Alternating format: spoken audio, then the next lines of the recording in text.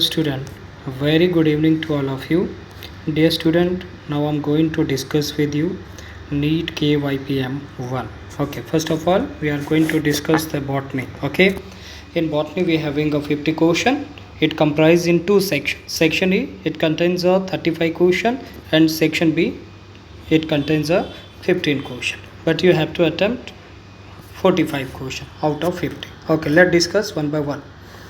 Student, first of all we having a first question, that is a male and female reproductive structure of the angiosperm. आपसे question ये पूछा है कि mail और female reproductive structure but very well in plant angiosperm में जो male reproductive system है जिसको हम कॉल करते हैं एंड्रोशियम, और फीमेल रिप्रोडक्टिव सिस्टम को हम क्या बोलते हैं, गाइनोशियम. तो ये सिंपल क्वेश्चन है, डायरेक्ट क्वेश्चन है एक, जिसमें आपको ये बताया गया कि मेल और female reproductive structure of the angiosperm but very well is a highly evolved but that is a division of the plant but very well.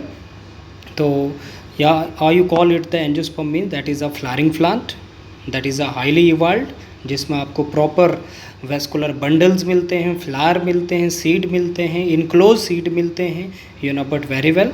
सो आपसे यही पूछा है कि एंजियोस्पर्म प्लांट में मेल और फीमेल रिप्रोडक्टिव स्ट्रक्चर किसको हम कहते हैं.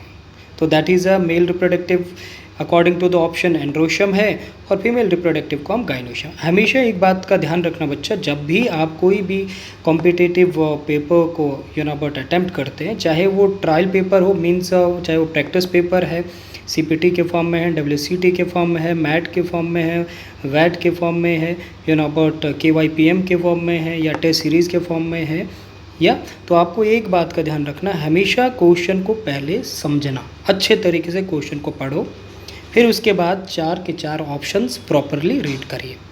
फिर according to the your understanding आपने उन 4 ऑप्शंस में आपके अंडरस्टैंडिंग के हिसाब से, उस क्वेश्चन के अंडरस्टैंडिंग के हिसाब से कौन सा करेक्ट है तो देन आप करिए. दूसरी बात ये ध्यान रखना, जब भी जो प्रैक्टिस पेपर होता उसमें कभी भी वाइल्ड गेस नहीं करना, ना वाइल्ड गेस करना ना वाइज गेस करना, इस बात का ध्यान रखना. हमेशा याद रखना जो आपको आता है, जो आपके पास नॉलेज है, जो आपकी अंडरस्टैंडिंग है करेक्ट, उसी के अकॉर्डिंग आप क्वेश्चन अटेम्प्ट करें. Let you having a 50 question, 50 में से आपने अपने अंडरस्टैंडिंग के हिसाब से सिर्फ 40 करें, और 40 के 40 आपके ठीक हैं. इट मीन्स आपने जो पढ़ा और जो समझा वो बिल्कुल करेक्ट है, उसके अकॉर्डिंग आपके 40 क्वेश्चन डन. अब जो 10 क्वेश्चन रिमेन है उसको आप फर्दर उसका रीज़न ढूंढिए कि आपको समझ नहीं आया था, या आपको समझ आया था आपने क्वेश्चन प्रैक्टिस नहीं करा, जिसके कारण आपका बट सिली मिस्टेक के कारण आपने क्वेश्चन रॉन्ग कर दिया. तो इस बात का ध्यान रखना. Got it. तो फर्स्ट क्वेश्चन का आंसर क्या है, that is a D option. Got it. The next one you having a intine layer is made up. आप सभी बच्चे जानते हैं इंटाइन और एक्साइन जो टर्म है ये हमें कहाँ मिलते हैं, पोलन ग्रेन. आप सभी बच्चों को पता है जो पोलन ग्रेन होता है उसके बट 2 लेयर होता है, एक बट इंटाइन होता है और दूसरा दैट इज़ अ एक्साइन होता है. जो इंटाइन होता है that is a inner layer होता है, और जो एक्साइन होता है वो आप सभी बच्चे जानते हैं that is a outer layer होता है. एक्साइन ज़्यादा टफ होता है, जो स्पोरोपोलिनिन से बनता है, हाईली रेजिस्टेंट मटेरियल से बनता है, और जो इंटाइन होता है वो थिन लेयर होता है एंड इनर लेयर होता है. सो इंटाइन जो बनता है वो मेनली इनर, जो उसका इंटाइन का भी जो इनर पार्ट होता है वो सेलुलोज से बनता है, और आउटर पार्ट जो होता है वो पैक्टिन से बनता है. तो इस बात को ध्यान रखना, intine is the inner layer of the pollen grain and exine is the outer layer of pollen grain. But यहाँ आपसे पूछा कंपोजिशन, तो इसलिए इंटाइन का जो कंपोजिशन है वो सेलुलोज प्लस पैक्टिन से बनता है, इनर सेलुलोज पार्ट से, आउटर पैक्टिन. और एक्साइन जो होगा वो आप सभी बच्चों को बताओ स्पोरोपोलिन. तो यहाँ इंटाइन से पूछा, तो करेक्ट आंसर क्या है इसका, that is a second. Got it. अब नेक्स्ट क्वेश्चन आपसे पूछा है बच्चा, दैट इज़ अ वेजिटेटिव प्रोपोग्यूल. आप सभी बच्चे जानते हैं vegetative propagation, that is a type of asexual reproduction. ऐसा टाइप ऑफ एसेक्सुअल रिप्रोडक्शन जिसमें किसी वेजिटेटिव पार्ट से एक नया इंडिविजुअल डेवलप होता है, एक नया ऑर्गेनिज्म डेवलप होता है. सिंपल देखो, इसलिए पहले क्वेश्चन को समझे. तो क्वेश्चन में क्या पूछा, वेजिटेटिव प्रोपोग्यूल क्या है, इज़ अ व्हाट. तो vegetative propagule is a vegetative part of the plant through which give rise to the new young ones, give rise to the new progeny, तो एक ऐसा वेजिटेटिव पार्ट, एक ऐसा that में वो वेजिटेटिव पार्ट क्या हो सकता है, स्टेम भी हो सकता है, रूट भी हो सकता है, लीफ भी हो सकता है, बर्ड भी हो सकता है, जिसके माध्यम से एक नया प्लांट, एक न्यू प्लांट डेवलप हो सकता है, एक नया ऑफस्प्रिंग उसका डेवलप हो सकता है। तो इसलिए vegetative propagule is a unit of vegetative propagation in which a structure that is capable to give rise a new offspring. Got it? So the answer is D. Then next question जो आपके सामने बेटा, which of the following process involve the transfer of male gametes? एक direct question है कि ऐसा कौन सा प्रोसेस है जिस प्रोसेस में मेल गैमेट का ट्रांसफ़र होता, यूनिबट वेरिएबल ट्रांसफ़र होता। तो यूनिबट वेरिएबल सिनगैमी तो होगा नहीं, सिनगैमी का मतलब होता है फ्यूजन। और पॉलिनेशन, क्योंकि पॉलिनेशन आपने पढ़ा है, पॉलिनेशन एक ऐसा प्रोसेस है जिसमें पोलन ग्रेन जो है वो एंथर से मूव करके स्टिग्मा पर रीच करता है। Got it? तो और पोलन ग्रेन क्या है, पोलन ग्रेन के अंदर ही मेल गैमेट होते हैं। और एम्ब्रियोजेनेसिस तो है नहीं, एम्ब्रियोजेनेसिस एक ऐसा प्रोसेस जिसमें एम्ब्रियो का डेवलपमेंट होता है, एम्ब्रियो का फॉर्मेशन होता है। और पार्थिनोजेनेसिस तो एक यूनिबट वेरिएबल जिसमें यूनिबट विदाउट फर्टिलाइजेशन फॉर्मेशन होता है, दैट में बी द यूनिबट फ्रूट हो या सीड हो जो विदाउट फर्टिलाइजेशन डेवलप होता है। तो इसलिए इसका करेक्ट आंसर क्या है, मेल गैमेट, क्योंकि यहाँ पूछा है कि ऐसा कौन सा प्रोसेस जिससे मेल गैमेट ट्रांसफ़र होता है। तो पॉलिनेशन ही एक ऐसा प्रोसेस है जिसमें प्लांट में मेल गैमेट पोलन ग्रेन के फॉर्म में ट्रांसफ़र होता है। और पोलन ग्रेन एक मेल गैमेट नहीं है, इस बात को भी ध्यान रखना।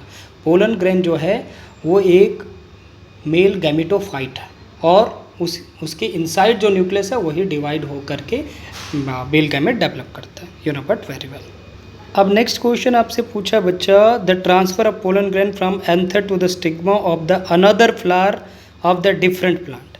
अब ये भी टाइप ऑफ पॉलिनेशन ही आपसे पूछा है कि पोलन ग्रेन का ट्रांसफ़र एंथर से stigma, but flower will be the different and plant will also different. Plant भी डिफरेंट है, फ्लावर भी डिफरेंट है, समझे? मतलब एक प्लांट के फ्लावर से पोलन ग्रेन ट्रांसफ़र हो करके दूसरे प्लांट के फ्लावर के स्टिग्मा पे रीच करेगा। तो यूनिबट वेरिएबल आपने पढ़ा है, पॉलिनेशन दो टाइप का होता है, सेल्फ और क्रॉस पॉलिनेशन। और सेल्फ पॉलिनेशन के दो टाइप होते हैं, ऑटोगैमी और जिटेनोगैमी। Got it? और क्लिस्टोगैमी एक ऐसा प्रोसेस है जिसमें फ्लावर कभी भी ओपन नहीं होता, वो इनक्लोज फ्लावर होता है, उसमें हमेशा सेल्फ पॉलिनेशन होता है। सेल्फ पॉलिनेशन वो होता है जिसमें सेम फ्लावर में ट्रांसफ़र हो करके आगे फर्टिलाइज। तो यहाँ पे पूछा है कि यूनिबट पोलन ग्रेन एक डिफरेंट फ्लावर से ट्रांसफ़र हो करके दूसरे डिफरेंट फ्लावर के स्टिग्मा पे रीच कर रहा है, और प्लांट भी डिफरेंट है और फ्लावर भी डिफरेंट है। तो ऐसे प्रोसेस को हम बोलते हैं क्रॉस पॉलिनेशन। और क्रॉस पॉलिनेशन का टाइप आपके सामने है, that is a xenogamy. Now student we having a next question, that is a question number 6, जिसमें आपसे पूछा vegetative propagation in water hyacinth take place by. अब जो वाटर हाइसिंथ प्लांट है उसमें ये पूछा है कि वेजिटेटिव प्रोपोगेशन कौन से मेथड से यूनिबट डन होता है, कौन से मेथड से अचीव होता है। Got it? तो यहाँ आपसे ये पूछा है कि vegetative propagation in water hyacinth that take place by rhizome के माध्यम से, बल्बिल के थ्रू, लीफ बर्ड के थ्रू, ऑफसेट। अब ये राइजोम, बल्बिल, लीफ बर्ड और ऑफसेट क्या है, ये वेजिटेटिव प्रोपोगेशन के टाइप्स हैं कि कौन से वेजिटेटिव पार्ट से यूनिबट वाटर हाइसिंथ प्लांट में यूनिबट वेजिटेटिव प्रोपोगेशन टेक प्लेस होता है। तो क्वेश्चन नंबर 6 यूनिबट वेरिएबल, इसमें सिंपल आंसर है जो आपने पता, वाटर हाइसिंथ जो प्लांट होता है वो एक्वेटिक प्लांट होता है और उसमें ऑफसेट के माध्यम से you know but vegetative propagation take place होता है, जिसमें रोसेट ऑफ लीव्स और टफ्ट ऑफ रूट्स डेवलप होते हैं। Rosette of leave, group of leaves upper side होते हैं, tuft of root below side, and then you know but lower node से you know but there will be the offset, एक branch, एक new branch develop होता है जो बाद में वाटर में फर्दर मर्ज होकर के रूटिंग करता है एंड अगेन एक नया प्लांट डेवलप करता है, और उसी को हम बोलते हैं उस वेजिटेटिव प्रोपोगेशन को offset. Got it? Then next question आपसे पूछा है क्वेश्चन नंबर 7, बहुत सिंपल है, in water hyacinth and water lily pollination take place by. तो आपको पता है जो प्लांट अगर वाटर में रिजाइड करता है, इसका ये मतलब नहीं कि उसमें पॉलिनेशन का जो एजेंट होगा वो वाटर ही होगा, तो इसलिए ऐसा नहीं होता, ये आपको याद रखना पड़ेगा। हमेशा वाटर लिली और वाटर हाइसिंथ में हमेशा एंटोमोफिली होता है, या और वाटर लिली में यूनिबट वेरिएबल एनीमोफिली होता है। है। एंटोमोफिली का मतलब है इंसेक्ट के थ्रू पॉलिनेशन होता है, और एनीमोफिली मतलब विंड के थ्रू। तो इसलिए करेक्ट आंसर जो है that is a A, that is a insect और wind. Got it. Then next question आपसे पूछा which of the following flower once, मतलब जो वंस इन 12 ईयर्स, ऐसा कौन सा फॉलोइंग फ्लावर है फॉलोइंग गिवन ऑप्शन में जो अपने लाइफ में मतलब 12 ईयर्स में सिर्फ एक ही बार फ्लावरिंग करता है, सिर्फ एक ही बार फ्लावरिंग करता है देन फ्रूट होता है। बहुत सारे ऐसे प्लांट हैं जो अपने लाइफ स्पान में एक ही बार फ्लावरिंग करेंगे, फ्रूटिंग करेंगे, देन डाई हो जाएंगे। जैसे बम्बूसा जो 50 साल में, आपने पढ़ा है, जो 50 ईयर्स में, जो 50 साल में यू नो अबाउट एक ही बार फ्लावरिंग करेगा, देन फ्रूटिंग करेगा, फ्रूट डेवलप करेगा, उसके बाद डाई हो जाता है, बैम्बू ट्री। Got it. उसी तरीके से एग्जांपल हमारे पास एक और है जो 12 ईयर्स में you know about flowering fruiting करता है, क्योंकि जैक फ्रूट तो है नहीं, मैंगो भी नहीं, पपाया भी नहीं, तो उसका नाम है Neela Kurinji. Got it. Then next question आपसे पूछा है कि number of chromosome in meiocyte. Meiocyte का मतलब हमेशा याद रखना that is a diploid. Meiocyte वो डिप्लॉयड सेल होता है जिसकी मियोसिस होकर के आगे हैप्लॉयड गैमेट बनता है। Got it. इस बात को ध्यान रखना कि एप्पल का मियोसाइट क्रोमोजोम नंबर क्या होता है। तो एप्पल का मियोसाइट का मतलब है डिप्लॉयड क्रोमोजोम नंबर। एप्पल का हैप्लॉयड कितना होता है, 17 होगा, यू नो बट वेरिएबल। तो डिप्लॉयड कितना होगा उसका, 34, you know but variable. Then student next आ गया which layer of microsporangium is nutritive in function. Microsporangium आप सभी बच्चे जानते हैं, जिसको हम पोलन सैक भी बोलते हैं। माइक्रोस्पोरेंजियम मतलब that is also called the pollen sac, you know but very well. Pollen sac इस प्रकार के होगा, एक पोलन सैक, 2, 3 और 4। जो एंथर आपने देखा, मोस्टली एंथर कैसा होता है, एंथर जो होता है दैट इज़ अ डाइथिकस टेट्रास्पोरेंजिएट होता है। Got it. मतलब जिसमें आपको 2 लोब मिलते हैं, 2 थीका मिलते हैं, और एक थीका के अंदर 2 माइक्रोस्पोरेंजिया होती हैं या 2 पोलन सैक होते हैं। तो एक माइक्रोस्पोरेंजिया में टोटल कितने you know about pollen sac हुए, 4। Got it. उसमें चैम्बर कितने होंगे, 4। एक एंथर में कितने माइक्रोस्पोरेंजियम होते हैं, 4। Got it. आपसे ये क्वेश्चन यहाँ पूछा है कि एक माइक्रोस्पोरेंजियम में न्यूट्रिटिव लेयर कौन सा होता है, और इसमें से कौन सा फॉलोइंग है जो न्यूट्रिटिव इन फंक्शन है, मतलब जिसका काम है पोलन ग्रैन को न्यूट्रिशन प्रोवाइड करना। तो आप सभी बच्चों को पता है 4 लेयर होता है। आउटर मोस्ट जो होता है सबसे बाहर, उसको हम एपिडर्मिस बोलते हैं, या you know but very well. Then you know but very well endothecium होता है, फिर मिडल लेयर्स होता है, और सबसे इनर मोस्ट जो होता है वो आप सभी बच्चों को पता है, जिसको हम टैपिटम बोलते हैं। और वही टैपिटम जो है वो माइक्रोस्पोरेंजियम को न्यूट्रिशन प्रोवाइड करता है। और माइक्रोस्पोरेंजियम के अंदर क्या होते हैं, पोलन ग्रैन, उनको न्यूट्रिशन देता है ताकि उनके डेवलपमेंट हो, मियोसिस हो। As a result you know about there will be the जो पोलन ग्रैन है वो डेवलप होंगे, क्योंकि माइक्रोस्पोरेंजियम के अंदर पोलन मदर सेल होते हैं, और उन्हीं पोलन मदर सेल को न्यूट्रिशन प्रोवाइड होता है, और उसी न्यूट्रिशन से उनकी डिवीजन होती है। As a result pollen mother cell आगे पोलन ग्रैन बनाता है। Got it. अब देखो स्टूडेंट, सेम वही क्वेश्चन आपको पूछ लिया जो मैंने ऑलरेडी डिस्कस कर दिया कि number of microsporangia in angiospermic anther, तो दैट इज़ अ 4।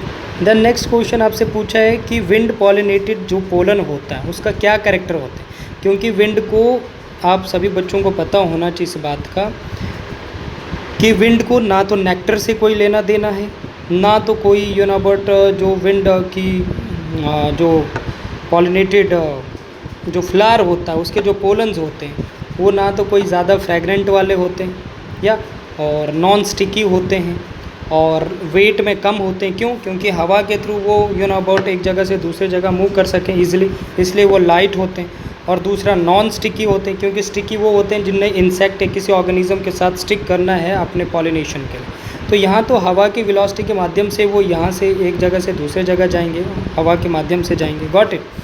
दूसरा, प्रोड्यूस इन लार्ज नंबर, हमेशा विंड पॉलिनेटेड हो या वाटर पॉलिनेटेड हो, ये पोलन ग्रेन हमेशा लार्ज नंबर में सिक्रीट होते हैं, लार्ज नंबर में यू नो बट होते हैं, ताकि यू नो बट विंड के थ्रू ये जब मूव करें तो एक पर्टिकुलर किसी प्लांट तक कोई ना कोई पोलन ग्रेन रीच कर सके। तो इसलिए यहाँ पे सारे ऑप्शन करेक्ट है। एक तो wind pollinated flower non sticky होता, लाइट होता है और लार्ज नंबर में ये बनते हैं। सो इसका आंसर आप क्या बोलोगे? All of the above. The next question you have कि an endosperm is the nutritional substance formed by utilized by the developing embryo. The outermost of the endosperm in maize grain is known as.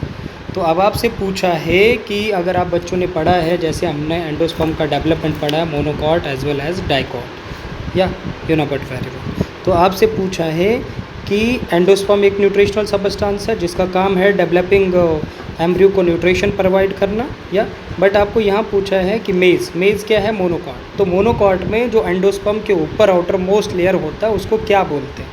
आप सभी बच्चों को पता है कि जो structure होता है एम्ब्रियो का in case of the about monocot में, उसमें एक एक्स्ट्रा शीथ होती है स्कुटलम, या और उसी के inside there is a layer होता है जिसको हम बोलते हैं एल्यूरोन लेयर, और उसी एल्यूरोन लेयर के अंदर देयर इज़ अ एंडोस्पर्म होता है। तो इसलिए आउटर मोस्ट जो endosperm, the outermost part of the endosperm in the maize is called the aleurone layer. Then आपसे क्वेश्चन पूछा बच्चा कि a type of about a pollination that harbours the following feature. It ensure genetic recombination between different flower of different plants। ठीक है, ये आपको सामने ये जो दो कैरेक्टर दिए हैं इसमें आपने ये बताना है कि कौन सा टाइप ऑफ पॉलिनेशन है जो फॉलोइंग ऑप्शन में है। ये आपके पास 4 ऑप्शन है, इनमें आपने ये देखना है कि ये जो 4 ऑप्शन ऑटोगैमी, जिटेनोगैमी, जीनोगैमी और क्लिस्टोगैमस, ये इनमें से कौन से ऐसे टाइप ऑफ पॉलिनेशन में ये 2 कैरेक्टर आपको मिलते हैं जिसमें जेनेटिक रिकॉम्बिनेशन इंश्योर होगा और जिसमें different flower of the different plants के बीच में पॉलिनेशन। तो डिफरेंट फ्लावर डिफरेंट प्लांट किस में होता है? Cross pollination. और क्रॉस पॉलिनेशन ये आपको पता है, और क्रॉस पॉलिनेशन जब होता है तभी तो जेनेटिक रिकॉम्बिनेशन होता है, जिसको आप क्रॉसिंग ओवर बोल सकते हैं, जिसमें 2 डिफरेंट जेनेटिक मटेरियल आपस में क्रॉस होगा और एज अ रिजल्ट हाइब्रिड बनाएगा। ऑटोगैमी में तो सेल्फ होता है, जिटेनो में भी स्पीशीज सेम होता है, प्लांट सेम होता है, सिर्फ फ्लावर डिफरेंट है, और क्लिस्टोगैमस में तो सेल पॉलिनेशन होता है। तो रहा कौन सा? जीनोगैमी। तो इसलिए इसका करेक्ट आंसर क्या है? जीनोगैमी। तो जीनोगैमी में ही ये 2 कैरेक्टर आपको मिलते हैं। Got it? देन इसके बाद आगे बच्चा, the process of autogamy pollination can occur in a chasmogamous flower. तो चास्मोगैमस फ्लावर वो होता है जो एक नॉर्मल फ्लावर के जैसा ओपन होता है, उसमें सेल पॉलिनेशन भी पॉसिबल होता है और क्रॉस भी होता है। सेल पॉलिनेशन तब होता है, अब यहाँ पूछा है कि चास्मोगैमस में ऑटोगैमी कब होता है। ऑटोगैमी मतलब सेल पॉलिनेशन कब होता है? सेल पॉलिनेशन तब होता है कि जब मेल गैमिट और फीमेल गैमिट एक साथ मैच्योर होंगे, मतलब एंथर और स्टिग्मा एक साथ जब मैच्योर होंगे तो सेल पॉलिनेशन होगा। अगर मैच्योरिटी टाइम अलग अलग होगा तो क्रॉस पॉलिनेशन होगा। तो यहाँ पूछा है सेल पॉलिनेशन चास्मोगैमस फ्लावर में कब होगा, तो आपने सिंपल आंसर करना है कि जब मैच्योरेशन पोलन और फीमेल का मतलब मेगास्पोरेंजिया, तो मेगास्पोरेंजिया को और क्या बोल सकते हैं? ओव्यूल। जब ओव्यूल और पोलन एक साथ मैच्योर होंगे, तो answer should be the C. Then next question आगे बच्चा, according to Alexander von Humboldt. अब एक साइंटिस्ट है जो आप उस साइंटिस्ट का स्टेटमेंट है कि अलेक्जेंडर वान हम्बोल्ट ने इन फॉलोइंग ऑप्शंस में क्या करेक्ट एक्सप्लेनेशन बताई है, क्या करेक्ट उन्होंने स्टेटमेंट दिया है अबाउट द स्पीशीज़ रिचनेस के बारे में, या एक डाइवर्सिटी के बारे में। तो फर्स्ट पहले बोला कि species richness decrease with increasing area, कि मतलब ने पहले बोला कि स्पीशीज़ का जो रिचनेस है, जो डाइवर्सिटी है, वो डिक्रीज़ होते जाएगा अगर आप एक ज़्यादा से ज़्यादा एरिया एक्सप्लोर करोगे। तो ऐसा कुछ नहीं, आप जितना एरिया एक्सप्लोर करते हैं तो कहीं ना कहीं आपको स्पीशीज़ का रिचनेस या डाइवर्सिटी जो है वो आपको ज़्यादा मिलता है, समझे? हाँ, अगर आप कन्फाइंड पोर्शन में रहोगे, एक छोटी लिमिटेड अगर आप रहोगे 200 स्क्वायर किलोमीटर में, तो आपको माना वहाँ 10 स्पीशीज़ मिले या 20 मिले। आप चले गए 400 स्क्वायर किलोमीटर में आपका रिसर्च, तो अब आपको वहाँ 20 की जगह 40 मिलेंगे, समझे? लेकिन एक और चीज़ ध्यान रखना है, क्योंकि इसके लिए आपने एल्टीट्यूड डाइवर्सिटी भी पढ़ा है और लैटिट्यूड डाइवर्सिटी भी पढ़ा है, कि मतलब एक प्रॉपर एक लैटिट्यूड में आपकी जो डाइवर्सिटी है वो बढ़ेगी, अगर उससे आप ऊपर या नीचे की ओर मूव करोगे तो डाइवर्सिटी कम होगा। जैसे आपको बोला है इक्वेटर, बट वेरी वेल, कि अगर आप इक्वेटर पे लाई करोगे, अगर आप इक्वेटर पे रहोगे या इक्वेटर पे जाओगे तो आपको डाइवर्सिटी सबसे ज़्यादा मिले। लेकिन अब इक्वेटर से आप जैसे नॉर्थ पोल की ओर मूव करोगे या आप साउथ पोल की ओर मूव करोगे तो डाइवर्सिटी आपको कम मिलेगी। तो इसलिए क्या है कि स्पीशीज़ रिचनेस बढ़ेगा एक एरिया एक्सप्लोरेशन के अकॉर्डिंग, मतलब एक एरिया आप जितना एरिया एक्सप्लोर करोगे तो स्पीशीज़ का डाइवर्सिटी बढ़ेगा, रिचनेस बढ़ेगा, लेकिन एक लिमिट में। कैसे लिमिट में? क्योंकि ट्रॉपिक ऑफ कैप्रिकॉर्न और tropic of Cancer, tropic of Cancer से लेकर के आप ट्रॉपिक ऑफ कैंसर से मूव करोगे, ट्रॉपिक ऑफ कैंसर से मूव करोगे इक्वेटर की ओर तो स्पीशीज़ का रिचनेस बढ़ेगा, और ट्रॉपिक ऑफ कैप्रिकॉर्न से भी आप मूव करोगे इक्वेटर की ओर तो स्पीशीज़ का रिचनेस बढ़ेगा। अब लिमिट क्या है? इक्वेटर। लेकिन अब इक्वेटर से आप क्रॉस कर गए टूवर्ड द नॉर्थ पोल या toward the south pole, again अब डाइवर्सिटी क्या होगी? घट जाएगी। तो इसलिए इन्होंने बताया the species richness increases with the increasing area but only up to limit. समझे? एक लिमिट के अकॉर्डिंग। जैसे एल्टीट्यूड, जैसे जैसे आप सी लेवल से ऊपर की ओर जाओगे, हाई एल्टीट्यूड की ओर जाओगे तो डाइवर्सिटी फिर कम हो जाती है। अब नेक्स्ट क्वेश्चन आ गया आपके पास 17(1). आपसे ये क्वेश्चन पूछा है कि दे इज़ अ यूनोबट वेरिएबल की between which among the following the relationship is not an example of commensalism. Commensalism का एग्जाम्पल। अब सबसे पहले आप सभी बच्चों को पता हो ना कॉमेंसलिज्म में क्या इसका कैरेक्टर है। तो इसका कैरेक्टर है एक को बेनिफिट होगा और एक अनअफेक्टेड होगा। समझे? एक को बेनिफिट और एक अनअफेक्टेड। तो orchid and a tree on which it grow.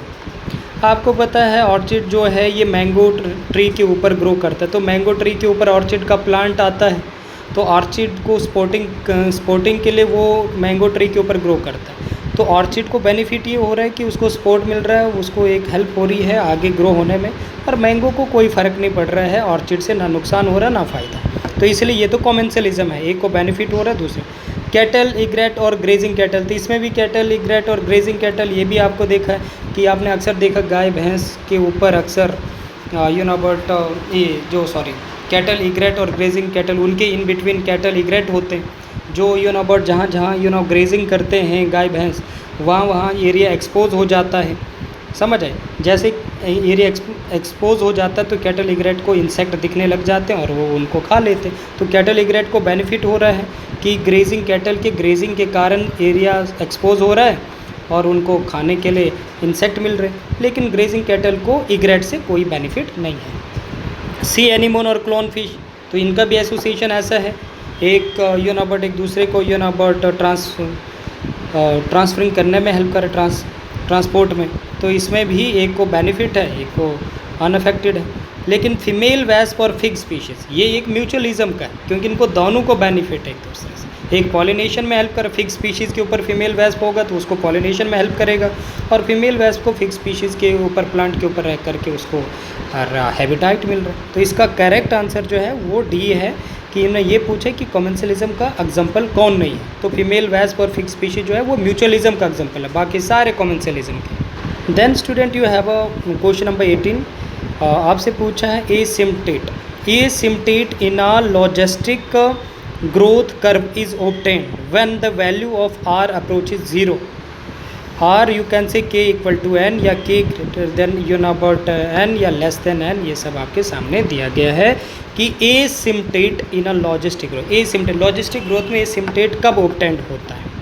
ध्यान से सुनना। अब एसिम्प्टेट होता क्या, इसका पहले आपको समझ होनी चाहिए। एसिम्प्टेट का मतलब एक ऐसा स्ट्रेट लाइन, एक ऐसा स्ट्रेट लाइन जो एक, जैसे ये मैं बता रहा हूँ आपके सामने कि ये स्ट्रेट लाइन है कि माना there is a population growth हो रहा है, ठीक है, पॉपुलेशन ग्रोथ हो रहा है, पहले लैग फेज आएगा फिर लॉग फेज। ये एक स्ट्रेट लाइन मूव कर रहा है, सीधा मूव कर रहा है। कब तक मूव कर रहा है? जब तक रिसोर्सेज अनलिमिटेड है तब तक ये स्ट्रेट लाइन डायरेक्ट मूव कर रहा है आगे। फिर अचानक यही स्ट्रेट लाइन कर्व ऑब्टेन कर जाता है। Got it? कर्व ऑब्टेन कर जाता है, उसी को बोलते हैं एसिम्प्टेट। मतलब एक स्ट्रेट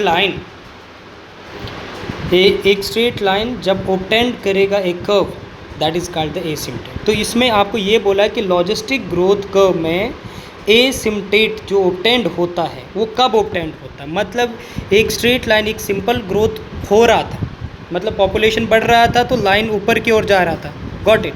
लेकिन अचानक वो लाइन ऊपर जाना बंद होगी, वो कर्व हो गया। क्यों? क्योंकि जब कैरिंग कैपेसिटी ऑब्टेन्ड हो जाता है, ये याद रखना, आपने फॉर्म ऑलरेडी आपने डन किया है कि एक लिमिट तक दो चीज़ें होती है। जब रिसोर्सेज अनलिमिटेड होती है तो ज्योमेट्रिक ग्रोथ होता है। ज्योमेट्रिक मतलब जे शेप्ड ग्रोथ होगा, पॉपुलेशन बढ़ता जाएगा ऊपर के, क्योंकि अनलिमिटेड रिसोर्सेज है तो पॉपुलेशन बढ़ेगा। उसमें एसिम्पटेट ऑब्टेंड होगा ही नहीं। एसिम्पटेट कब ऑब्टेंड होगा? एसिम्पटेट तब ऑब्टेंड होगा जब रिसोर्सेज लिमिटेड है, समझे। अब एसिम्पटेट क्या है कि एक स्ट्रेट लाइन, पहले तो वो एक स्ट्रेट लाइन आगे की ओर अप्रोच करेगा, लेकिन एक टाइम के बाद वही स्ट्रेट लाइन कर्व हो जाएगा। क्यों हो जाएगा? मतलब जैसे ये है एस शेप्ड बन जाएगा। एस शेप्ड कब बनता है, कौन से केस में बनता है? Logistic growth. और लॉजिस्टिक ग्रोथ में क्या होता है कि जो रिसोर्सेज होते हैं वो लिमिटेड होते हैं, और यहाँ के का मतलब होता है कैरिंग कैपेसिटी, मतलब एक रिसोर्स तक पॉपुलेशन बढ़ेगा, एक कैपेसिटी तक जो भी एक रिसोर्सेज अवेल है उस कैपेसिटी तक बट पॉपुलेशन बढ़ेगा उसके अकॉर्डिंग।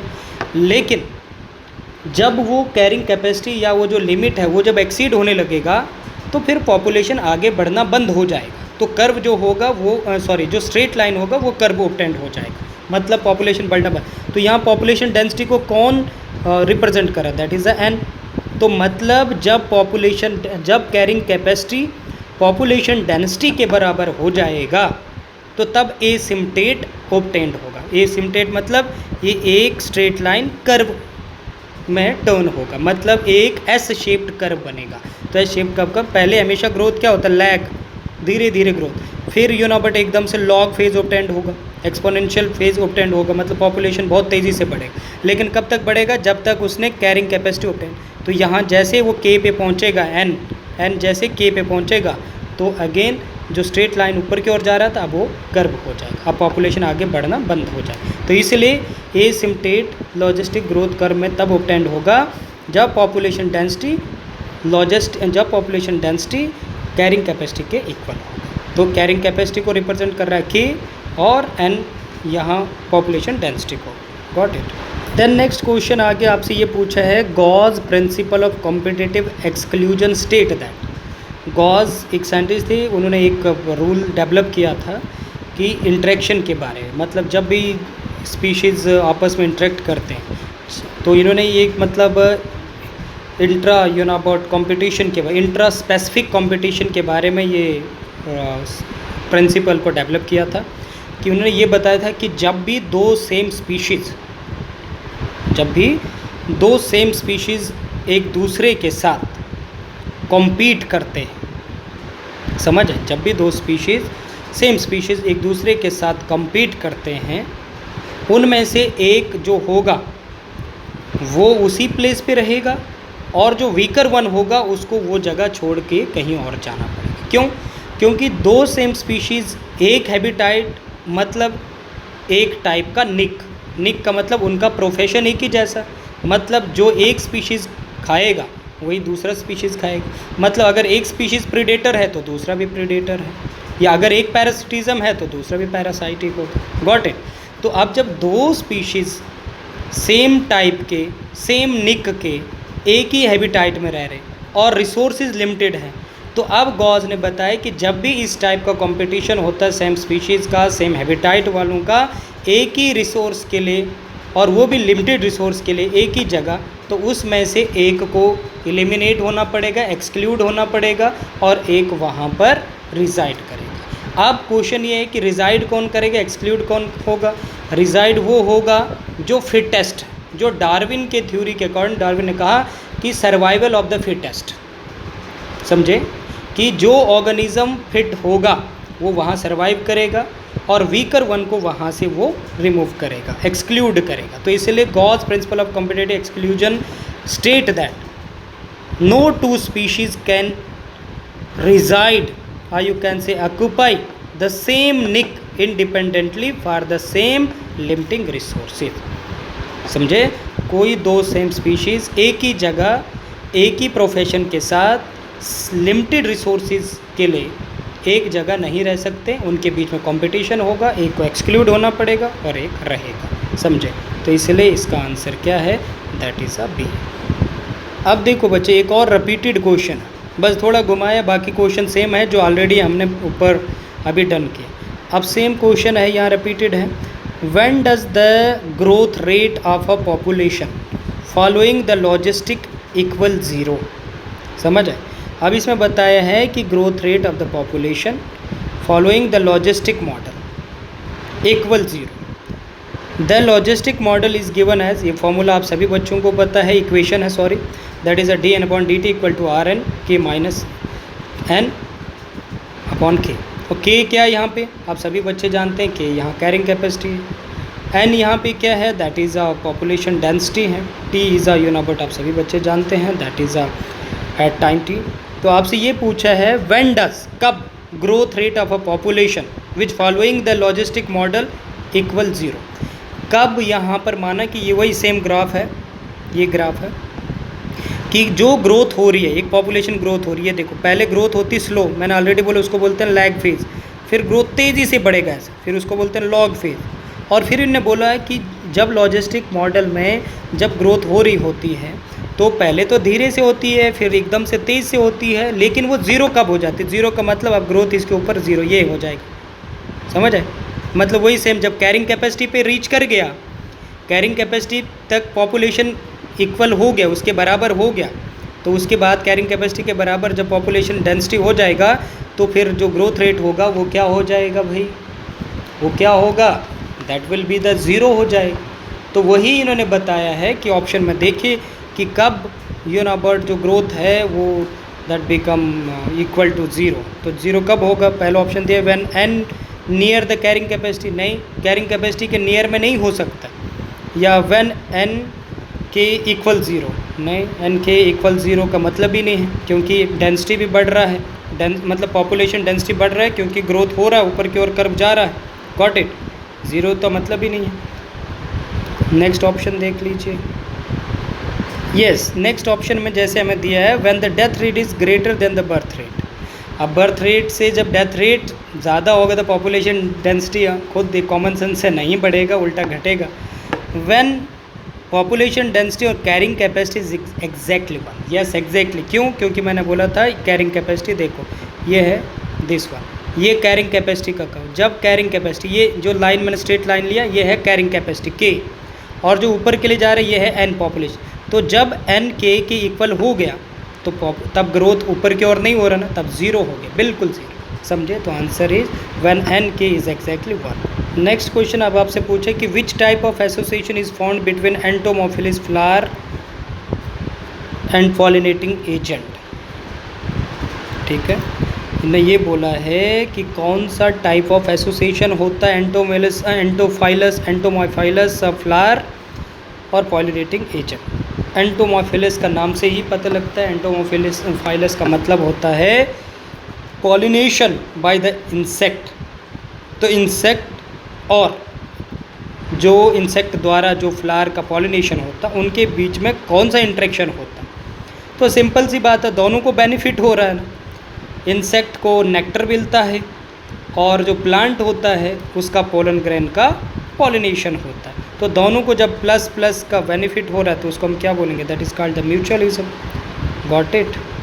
नेक्स्ट क्वेश्चन अब आपसे पूछा है कि विच of the following is a correct pair, अब करेक्ट पेयर देखिए कि Cuscuta is a parasite, exactly Cuscuta एक पैरासाइट है, गॉट इट, जिसके पास अपना ना तो क्लोरोफिल होता है स्टार्टिंग में, लेकिन इवैल्यूएशन के टाइम पे इसका यूनिबर्ट इसमें क्लोरोफिल भी लॉस है, लीफ भी लॉस हो जाता है, एज अ रिज़ल्ट ये दूसरे प्लांट के ऊपर रह करके, जैसे हैज प्लांट या वट एवर दूसरे प्लांट उनके ऊपर रह करके अपना न्यूट्रिशन ऑब्टेन करता है, तो कैस्कुटा एक पैरासाइट है।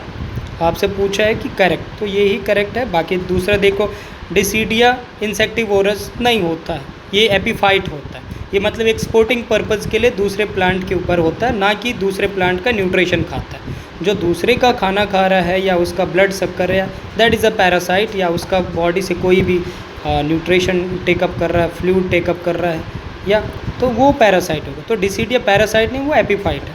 ओपेंशिया ये भी प्रीडेटर नहीं है, यूनिबर्ट वेरी वेल, ये किसी तरीके प्रीडेटर नहीं होता है, यूनिबर्ट वेरी वेल, गॉट इट। और ओपेंशिया में आपने देखा है कि इसका जो स्टेम होता है वो मॉडिफाई होकर लीफ बनता है और लीफ मॉडिफाई होकर थॉर्न्स बनते हैं, तो इसको यूनिबर्ट ओपेंशिया प्रीडेटर नहीं है, गॉट इट।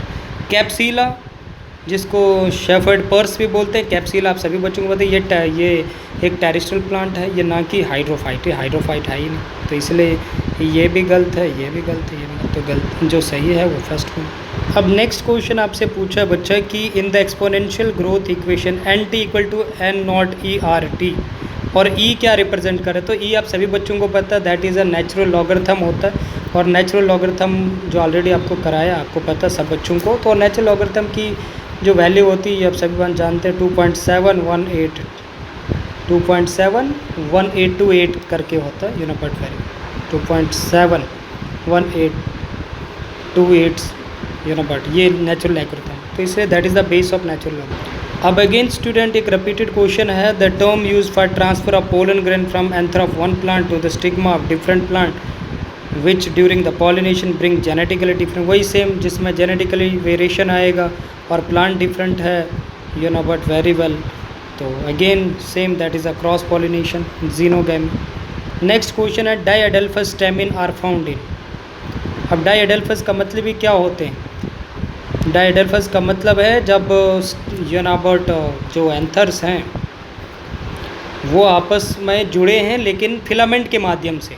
जब दो फिलामेंट, जैसे ये एक फिलामेंट है, इसके ऊपर ये एंथर डेवलप हो गया, गॉट इट। और अगर एक ही फिलामेंट के ऊपर बहुत सारे एंथर डेवलप हो रहे तो उसको हम मोनोएडेल्फस बोलते हैं। लेकिन अगर एक के ऊपर बट नंबर ऑफ माना 10-20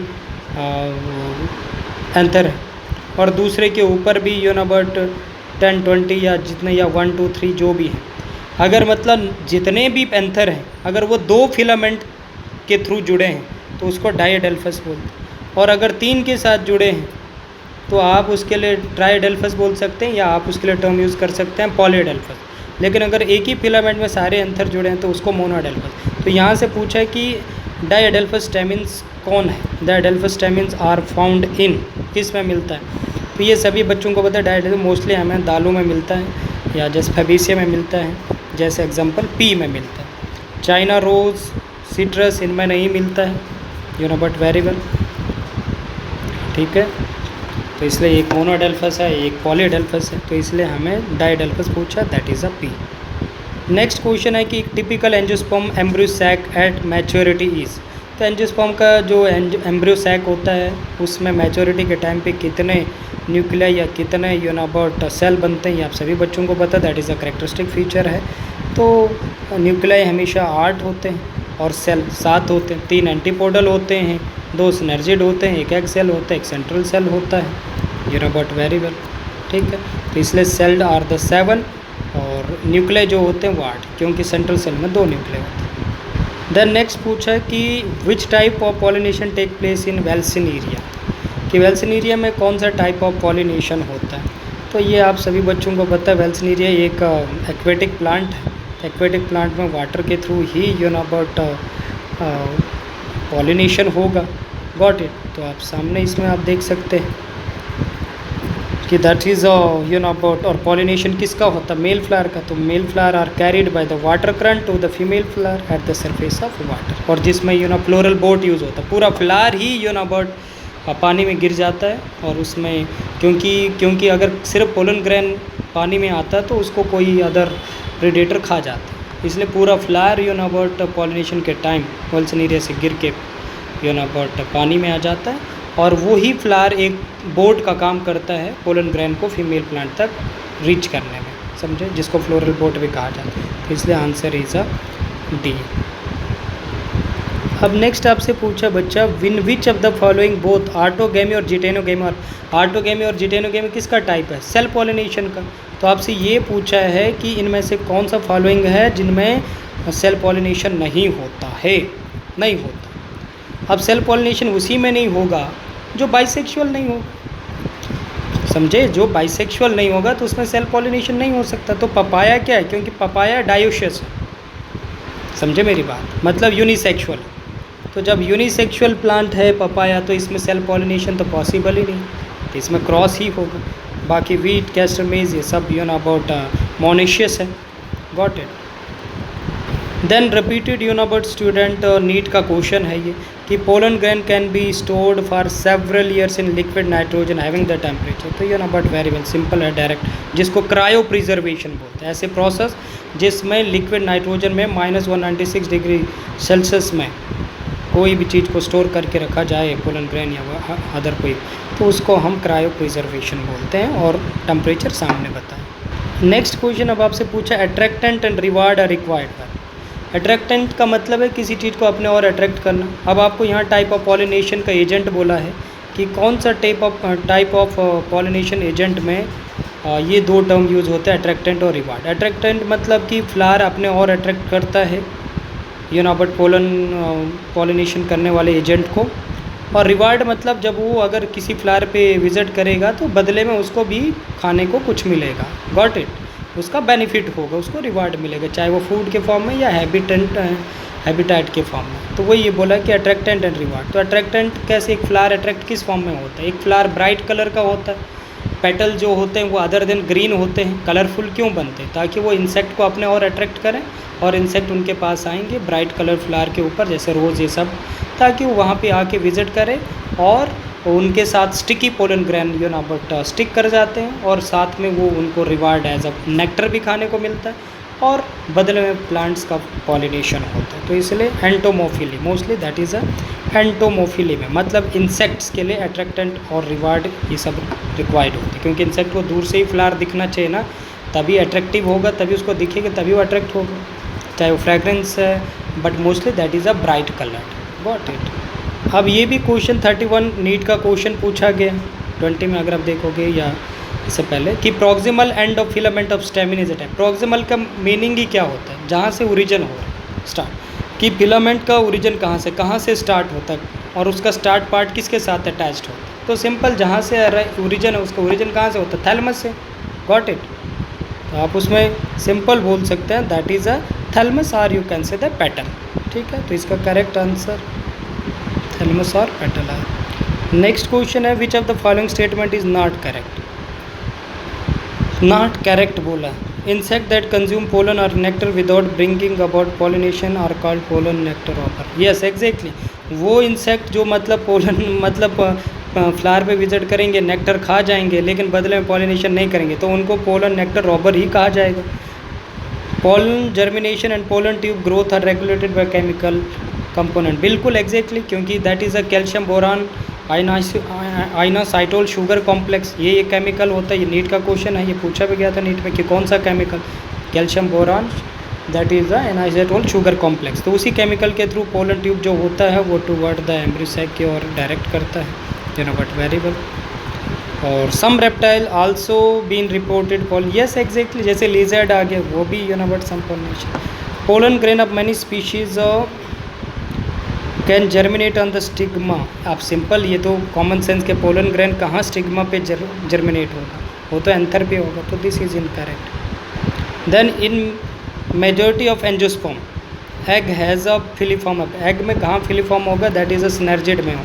देर आर न्यूमरस एंटीपोल, नहीं 3 एंटीपोडल होंगे। Reductional division occur in the mega, yes exactly, reductional megaspore mother cell का रिडक्शनल डिवीजन होता है, मतलब म्योसिस होगा, तभी तो mega. Small central cell is present in no, तो इसलिए आंसर जो आपका है that is a you have a reduction division. अब क्वेश्चन आपसे पूछा कि एक मेल गैमेटोफाइट, मेल गैमेटोफाइट मतलब है pollen grain in angiosperm that produce what, that produces 2 male gamete and a vegetative cell. अब यहाँ पे हमें बट जो स्पर्म टर्म है ये यूज़ नहीं करना चाहिए, क्योंकि sperm is a typical but type of cell in a human, gamete है, तो प्लांट में हम मेल गैमेट यूज़ कर सकते हैं, तो इसलिए यहाँ 2 male gamete and a vegetative, क्योंकि एक मेल गैमेटोफाइट पोलन ग्रेन में एक वेजिटेटिव सेल होता है और 2 मेल गैमेट होते हैं, समझ आया। बट यहाँ स्पर्म लिखा है तो कोई बात नहीं है, तो वो मेल गैमेट रिलेटेड सेम। तो 34 का यू कैन से 2 male gamete and a vegetative. Next question पूछा है कि एंजियोस्पर्म में माइक्रोस्पोरोजेंसी और मेगा।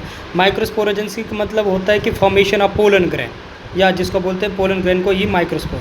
तो माइक्रोस्पोर या पोलन ग्रेन कैसे बनता है, मियोसिस से, रिडक्शन डिवीजन से। मेगास्पोरोजेंसिस का मतलब क्या होता है, मेगास्पोर बनना। तो मेगास्पोर किससे बनता है, मेगास्पोर मदर सेल से, और इसी मेगास्पोर से आगे डेवलपमेंट होकर एम्ब्रियो सैक बनता है। तो मेगास्पोरोजेंसिस और माइक्रोस्पोरोजेंसिस दोनों यूनोबट जो प्रोसेस हैं उन दोनों प्रोसेस में मियोसिस होता है, रिडक्शन डिवीजन होता है, और एज ए रिजल्ट माइक्रोस्पोरोजेंसिस में एक मियोसिस से आगे 4 माइक्रोस्पोर बनते हैं और फीमेल में एक से एक ही मेगास्पोर बनते, तो 4 हैं, 3 डीजेनरेट, तो इसमें आंसर सी आता है। अब स्टूडेंट नेक्स्ट क्वेश्चन है आपको दिया सेक्शन बी में, जिसमें आपने 10 क्वेश्चन करने होते हैं। तो अब इसमें ये बताया है match the list 1 with the list 2, come match the column है, सिंपल बोला वाटर हाइसिंथ किस में, वाटर हाइसिंथ में कौन सा करेक्ट है, तो ऑफसेट में ही वेजिटेबल, ब्रायोफाइलम में आप सभी बच्चे जानते हैं कि लीफ बर्ड आता है, अगेब में क्या बल्बिल्स वाला वेजिटेटिव, पोटैटो में क्या होता है आइस, तो अब आप ऑप्शन में देखिए जो करेक्ट होगा वही होगा, तो जिसमें आपका ऑफसेट थर्ड, हाँ तो ये सी आएगा, this is got it. Next अब आ गया 37 स्टेटमेंट 1 आपका you know but that is a assertion reason वाला, zoospore are sexual reproductive structures, और स्टेटमेंट 2 है, सॉरी स्टेटमेंट टाइप है question, zoospore are sexual reproductive structure, statement 2 है in sexual reproduction the offspring produce are morphological and genetically, तो zoospore आप सभी बच्चों को सेक्सुअल रिप्रोडक्टिव स्ट्रक्चर ही है, नाम ही लगा है ज़ूस्पोर जो मोटाइल स्पोर है, और इन सेक्सुअल रिप्रोडक्शन में बोला है कि जो मॉर्फोलॉजिकल जेनेटिकल जिसको आप क्लोन बोलते हैं वही genetical morph, in the light of the above statement choose the most appropriate answer, तो आप देखिए both statement 1 and 2 are correct, अब ए करेक्ट है या बी करेक्ट है, या सी आंसर आएगा या डी आंसर आएगा, तो you know but very well क्या इसका आंसर, तो yes you know but very well. अब एक बार और स्टेटमेंट क्या बोला, ज़ूस्पोर आर सेक्सुअल रिप्रोडक्टिव स्ट्रक्चर, और दूसरा बोला ए सेक्सुअल रिप्रोडक्टिव, अब ज़ूस्पोर जो है ये यूनाबर्ट मोटाइल स्पोर है, बट ये सेक्सुअल रिप्रोडक्शन का पार्ट नहीं है, क्योंकि आपको अक्सर जैसे ग्रीन एल्गी इन सब में मिलता है, ब्राउन एल्गा इन सब में मिलता है, मोस्टली हमें ग्रीन एल्गा में इन सब में मिलता है, तो यूनाबर्ट वेरी ज़ूस्पोर एक ए सेक्सुअल रिप्रोडक्शन का स्ट्रक्चर है, it is a A sexual reproduction ना कि सेक्सुअल, ठीक है बच्चा, तो ये ध्यान रखना, तो इसलिए स्टेटमेंट 1 इनकरेक्ट है और स्टेटमेंट 2 करेक्ट है, तो अकॉर्डिंग टू द ऑप्शन आपको पता, तो ये गिवन है आपके पास, तो स्टेटमेंट 1 इज इनकरेक्ट, बट तो answer D. Then match the column 38 वाला देख, हर्बीवोरस प्लांट और commensalism, herbivorous plant, mycorrhiza, sheep cattle, orchid और ट्री, अब इनमें आपने देखना कौन सा ऑप्शन करेक्ट है, तो माइकोराइजा आप सभी बच्चों को पता है कि माइकोराइजा में म्यूचुअलिज्म होता है in between the fungi and the root of higher plants, समझ आए, तो कभी कभी अगर आपको पता ही नहीं लग रहा है तो आप देखिए बी का सेकंड आपको 2 ऑप्शन में मिल रहा है, ए और बी में, तो मतलब आंसर या तो ए होगा या तो बी होगा, गॉट इट। अब पहले क्या बताया, हर्बीवोर्स, तो हर्बीवोर्स कौन होते हैं, तो आप सभी बच्चों को पता, आगे लिखा है common herbivores plants, herbivores plant, तो हर्बीवोर्स प्लांट क्या है, जिनमें कमेंसलिज्म कर रहे हैं, म्यूचुअलिज्म कर रहे हैं, प्रीडेशन कर रहे हैं, कंपटीशन कर रहे हैं, ये आप सभी बच्चे जानते हैं, प्रीडेशन कर, क्योंकि हर्बीवोरस प्लांट, गॉट इट, तो इसलिए आंसर इसका क्या आएगा, आपका answer should be the you have a B, B होना, ठीक है, mycorrhiza, mutualism, sheep cattle, sheep और कैटल उनके बीच में हमेशा ग्रासेस के लिए कंपटीशन होता है, और ऑर्चिड ट्री जो है वो अभी आपको बताए, पहले भी हमने डिस्कस, कमेंसलिज्म है, एक को बेनिफिट एक को नुकसान, गॉट इट।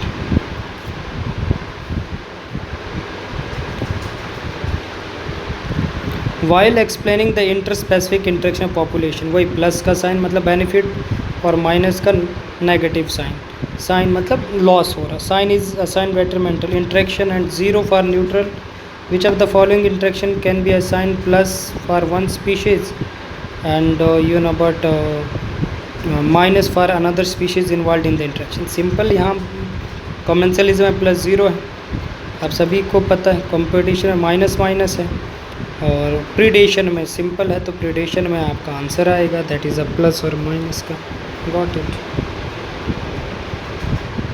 और एमेंसलिज्म अगर बात करें, एमेंसलिज्म में तो एक को नुकसान होता है और एक अनअफेक्टेड होता है, तो इसलिए आंसर आपके इसमें प्रीडेशन। नेक्स्ट अब आ गया, which of the following statement can not be connected to predation, can not be connected to predation, predation के साथ, both the interacting species are negatively impacted. Predation में कहाँ, क्योंकि एक को प्लस का साइन, एक को बेनिफिट है, प्रेडेटर को बेनिफिट है, प्रे को नुकसान, तो इसलिए यही कनेक्ट नहीं कर रहा। बाकी it is necessary bye maintain yes exactly, तो यही आपका, बाकी तो सब कनेक्टिंग। नेक्स्ट क्वेश्चन पे आओ। The plant part which consist of two generation one with the other, got it. pollen grain inside the anther, germinated pollen grain with two male gamete, seed inside the fruit, embryo sac inside the ovule।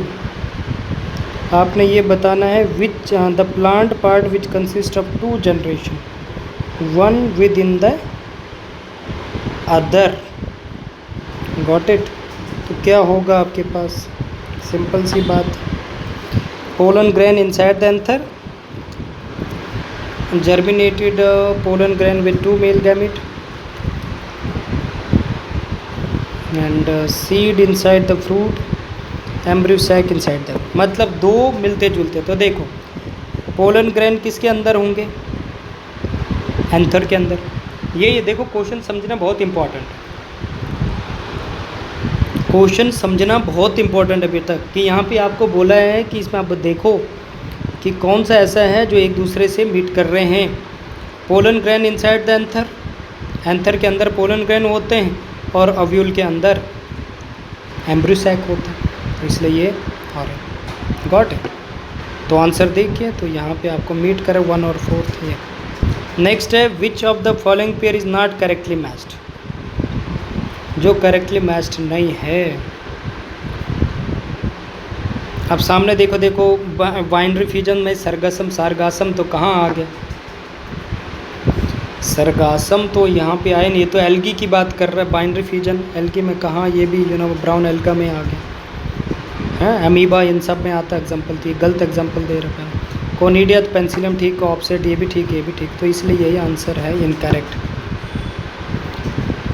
Next आगे identify the incorrect statement related to pollination. Flower produce foul odour, foul मतलब bad smell, to attract flies and beetle to get pollinated, ये तो ठीक है। Identify incorrect, तो ये is a correct. Moths and butterfly are the most dominating pollinating, बिल्कुल simple see entomophily आप, तो माउथ्स और butterfly are the most dominating pollination agent among the insect, insect में सबसे ज़्यादा यही, तो सॉरी इनकरेक्ट पूछा है ना एग्जैक्टली, तो माउथ्स और butterfly are the most dominating pollinating agent नहीं है। क्यों, क्योंकि जैसे हनी बीज हैं वट एवर ये सब है, गॉट इट, तो इसलिए आपको इनकरेक्ट पूछा है। ठीक है बेटा, तो ये इनकरेक्ट है। Pollinating by water is quite rare, बिल्कुल सही है। विंड इज़ मोर कॉमन, ये बॉयड इफेक्ट, बिल्कुल सही, तो इसलिए क्योंकि यहाँ पूछा था इनकरेक्ट स्टेटमेंट, तो माउथ और बटरफ्लाई कॉमन नहीं होते, डोमिनेंट नहीं होते। नेक्स्ट आ गया 45, given below the are two statement. Statement 1 cleistogamous flower are invariably autogamous, और स्टेटमेंट 2 आपके सामने है कि that is a cleistogamous disadvantage as there is no chance for cross pollination. Yes exactly, अब आप देखोगे अगर, तो यहाँ पे बोला है कि cleistogamous flowers are invariably autogamous, invariably तो नहीं, क्योंकि क्लिस्टोगैमस हमेशा अबाउट ऑटोगैमी ही फॉलो करता है, क्योंकि वो इनक्लोज फ्लावर हो तो कभी ओपन नहीं होता, गॉट इट, सॉरी मतलब वो कभी भी ये नहीं करता है अबाउट क्रॉस पॉलिनेशन। इसलिए ये बात बिल्कुल ही करेक्ट है कि जो हमारे पास क्लिस्टोगैमस फ्लावर है वो कभी कभार, मतलब जो क्लिस्टोगैमस है वो ना तो क्रॉस पॉलिनेशन करेगा ना कुछ। तो आप सभी बच्चों को पता है कि जो क्लिस्टोगैमस फ्लावर एक क्लोज फ्लावर होता है, तो क्लोज फ्लावर क्या करता है, सेल्फ पॉलिनेशन ही करता है एक। और दूसरा बोला cleistogamous is cleistogamy disadvantage, there is no chance, बिल्कुल क्लिस्टोगैम में सेल्फ पॉलिनेशन है तो इसलिए क्रॉस का कोई चांसेस नहीं बने, इसलिए बहुत स्टेटमेंट वन और 2 आर करेक्ट। नेक्स्ट है double fertilization leading to initiation of endosperm in angiosperm. ठीक है, तो double fertilization you know but very well, तो double fertilization fusion of 1 polar nucleus and second fusion of 2 polar nucleus and second. तो endosperm क्या होता है, triploid होता है, 3n होता है, 2 पोलर न्यूक्लियाई होते हैं मतलब 2 पोलर न्यूक्लियाई इस प्रकार का बोल सकते हैं। N+N 2 पोलर न्यूक्लियाई और एक मेल गैमेट होता है, ये आपस में फ्यूज्ड होते हैं, as a result 3N endosperm बनते हैं। तो answer should be the but very well fusion of 2 polar nuclei in the second male gamete. Next आगे 8 nucleate embryo sac are, 8 nucleate embryo sac always tetrasporic, monosporic, bisporic या sometime monosporic, sometime bisporic, sometime yes exactly. तो जो हमारे पास 8 nucleate embryo sac होता है, ये हमने पढ़ाया भी है आपको। 8 न्यूक्लिएट मतलब एक कॉमन होता है, तो वो समटाइम मोनोस्पोरिक भी होता है, समटाइम बाई भी होता है, समटाइम टेट्रा भी होता है।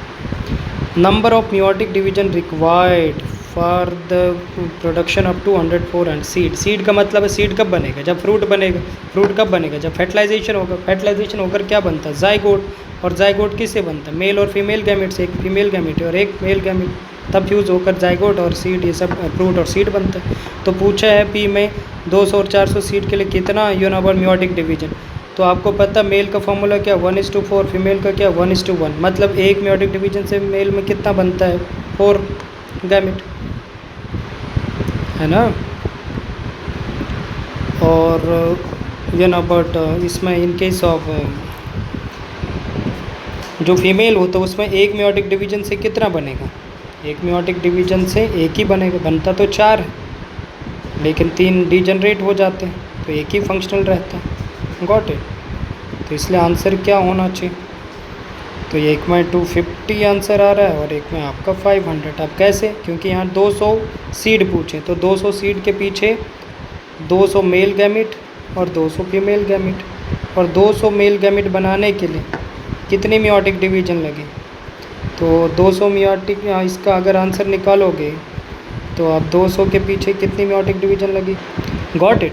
क्योंकि एक मेल, एक यूनिवर्ट गैमेट, एक मेल गैमेट एक फीमेल गैमेट, तो जा कर के वो बनाएंगे एक जाइगोट। तो यहाँ बोले 200 सीड, तो 200 सीड मतलब 200 male gamete 200 female gamete. 200 male gamete मतलब एक पोलन ग्रेन, मतलब आपने देखा है एक मियोटिक डिवीजन से कितने पोलन ग्रेन बनते हैं 4, और 4 पोलन ग्रेन आगे कितने मेल गैमेट बनाते हैं 8, बट 8 में से 4 पोलन ग्रेन कहाँ जाते हैं, वो तो एंडोस्पर्म बनाते हैं, तो असल में कितने रहते हैं 4, सीड बनाने के लिए सिर्फ 4 ही रहते हैं। तो सिंपल सी भाषा 1:4 बोला कि एक पोलन ग्रेन जो है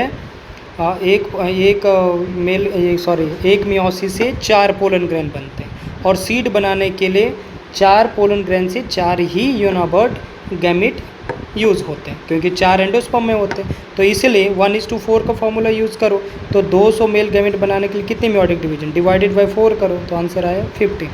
और फीमेल में एक मियोटिक डिवीजन से एक ही बनता है, तो डिवाइडेड बाय 1 करिए, तो आंसर इसका क्या है 200। तो 200 + 50 कितना हो गया 250, तो ये आया 250। और फिर यहाँ बोला 400 सीड, तो 400 सीड्स के लिए फीमेल को कितनी मियोटिक डिवीजन लगेगी 400, और मेल को कितना लगे, क्योंकि एक मियोटिक डिवीजन से 4 गैमेट 4 पोलन ग्रेन बन रहे, तो 400 के लिए कितना 100 लगेंगे, तो टोटल कितना हो गया 500। इसलिए answer should be, got it. अब लास्ट 49 वाला क्वेश्चन है, the arrangement of the nuclei in a normal embryo sac in a dicot plant. तो आप सभी बच्चों को पता है 3 + 2 + 3 का अरेंजमेंट होता है, 3 एंटीपोडल न्यूक्लियाई, 2 सेंट्रल न्यूक्लियाई और 1 एग और 2 सिनर्जिड। ये which of the following statement is not correct, तो इंसेक्ट कंज्यूम पोलन और nectar without bringing about pollination are called. ये रिपीटेड क्वेश्चन फिर से आ गया, वही इसको यही बोलते हैं, दोबारा ये क्वेश्चन पहले भी इसमें पूछा, वही दोबारा डाला है। ये पोलन जर्मिनेशन रेगुलेट, ये भी सेम है। Some reptiles have also been reported pollinate, बिल्कुल रीजन, तो आंसर अगेन वही सेम डी इनकरेक्ट। तो थैंक यू ऑल स्टूडेंट, ये था बॉटनी का। इसी तरीके से बच्चा आपने जूलॉजी करना, आंसर किया आपको गिवन, जो डाउट होगा ठीक है ना। Thank you.